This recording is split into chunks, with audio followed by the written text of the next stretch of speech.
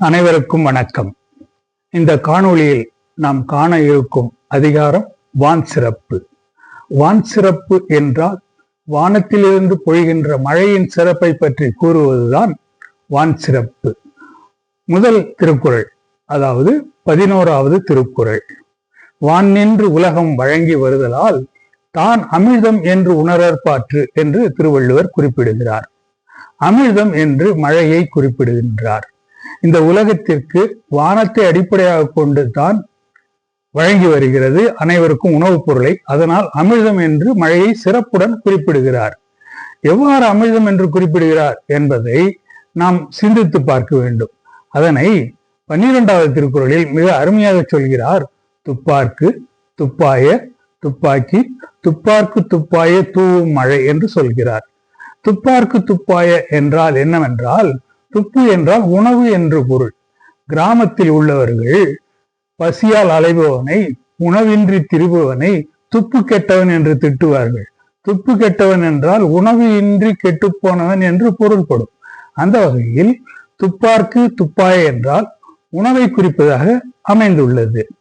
அதாவது மழையின் மூலமாகத்தான் இந்த உலகில் உணவுப் பொருள்கள், நெல் முதலான தானியங்கள் விளைகின்றன. சரி, விளைகின்றதே, அதை என்ன செய்ய முடியும்? அதை பக்குவப்படுத்தி தானே உண்ண முடியும். அவ்வாறு பக்குவப்படுத்தி உண்பதற்கும் நீர் தேவைப்படுகிறது.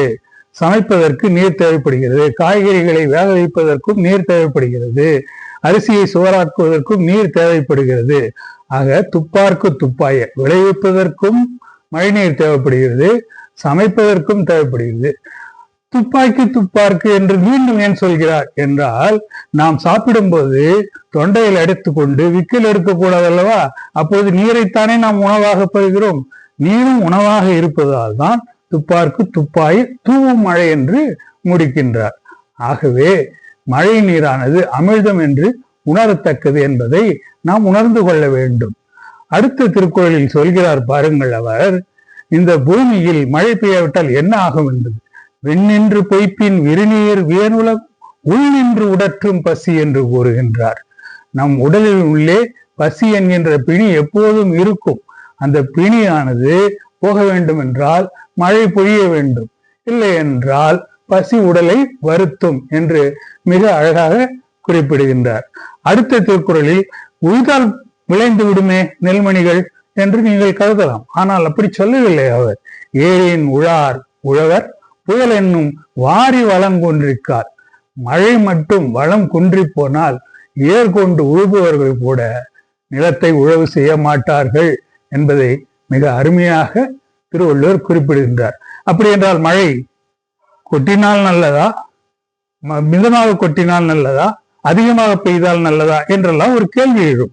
அதற்கு சொல்கிறார், கெடுவதும் கெட்டார்க்கு சார்வாய் மற்ற ஆங்கே எடுப்பதும் எல்லாம் மழை என்கிறார்.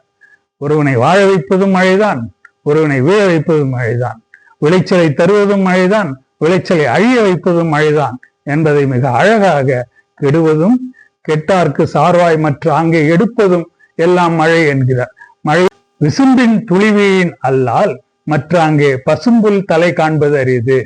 விசும்பு என்றால் அழிதல் என்று கூட ஒரு பொருள் உண்டு. விசும்புதல் என்று சொல்வார்கள். வானம் அழாவிட்டால் என்று கூட பொருள் கொள்ளலாம். விசும்பின் துளி வீழினல்லால், வானத்திலிருந்து ஒரு துளி மழை பொழியவில்லை என்றால் பசுமையான புல்லினுடைய தலையை கூட காண்பது அரிது என்று வள்ளுவர் மிக அருமையாக இந்த திருக்குறளில் கூறுகின்றார். அது மட்டுமா, கடல் நீர் வற்றி போகும் என்றும் கூறியிருக்கிறார் அல்லவா? ஆகவே நாம் மழையை அமிழ்தம் என்று உணர வேண்டும் என்பதை நன்கு தெரிந்து கொள்ளலாம். அது மட்டுமல்லாமல், சிறப்போடு பூசனை செல்லாது வானம் வரக்கு மேல் வானோர்க்கு ஈண்டு என்று அடுத்த திருக்குறளில் அவர் மிக அருமையான ஒரு சொல்லை போடுகிறார், பூசனை என்ற சொல்லை. அதாவது வானத்தில் உள்ள தேவர்களுக்கும் கடவுளுக்கும் கூட மழை பொழியாவிட்டால் பூஜை புனஸ்காரங்கள் செய்ய முடியாது என்பதை மிக அருமையாக நமக்கு சுட்டி காட்டுகிறார். அது மட்டுமா, அடுத்த திருக்குறளில் சொல்கிறார், தானம் தவம் இரண்டும் தங்காவியன் உலகம் வானம் வழங்காதனின் என்கிறார். இந்த உலகத்தில் ஒருவன் தானம் செய்ய வேண்டும் என்றால் கண்டிப்பாக மழை பொழிந்தால்தான் மற்றவர்களுக்கு எல்லாவற்றையும் வழங்க முடியும், எந்த ஒரு பொருளையும் வழங்க முடியும். இல்லை என்றால் வழங்க முடியாது. தன்னைத்தானே உயர்த்தி கொள்ள வேண்டும் என்று ஒருவன் தவம் செய்கிறான் என்றால் அவன் நீர் இல்லாமல் தவம் செய்ய முடியாது. முற்றும் திறந்தவன் கூட தண்ணீர் அருந்தாமல் எதையும் செய்ய முடியாது. ஆகவேதான் தன்னைத்தானே ஒருவன் உயர்த்தி கொள்ளவும் முடியாது என்பதை தானம் தவம் இரண்டும் தங்கா வியனுலகும் வானம் வழங்காதெனின் என்று மிக அருமையாக கூறுகின்றார்.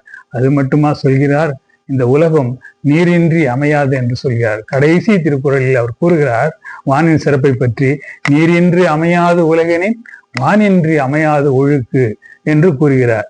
ஒழுக்கு என்றால் இந்த இடத்தில் ஒழுக்கம் என்று பொருள். இந்த உலகத்தில் உள்ள மனிதர்கள் எல்லாரும் ஒழுக்கமாக வாழ வேண்டும் என்றால் கண்டிப்பாக மழை தேவை என்பதை மிக அருமையாக சொல்லியிருக்கிறார். வான் சிறப்பு என்னும் அதிகாரம் நாம் தெரிந்து கொள்ள வேண்டிய முக்கியமான அதிகாரம். கடவுள் வாழ்த்துக்கு பிறகு அதனால்தான் வான் சிறப்பை அவர் போற்றி பாடியுள்ளார் என்பதையும் நாம் உணர்ந்து கொள்ள வேண்டும். திருவள்ளுவர் என்பவர் 39 கோடி தேவர்களுள் ஒருவராக நம் பூமியில் பிறந்து நமக்காக திருக்குறள் என்னும் பொதுமறையை அளித்தார். அவருடைய ஆசி உங்கள் அனைவருக்கு வேண்டும் என்றால் நீங்கள் சப்ஸ்கிரைப் செய்யுங்கள் என்று கேட்டுக்கொள்கிறேன். நன்றி, வணக்கம்.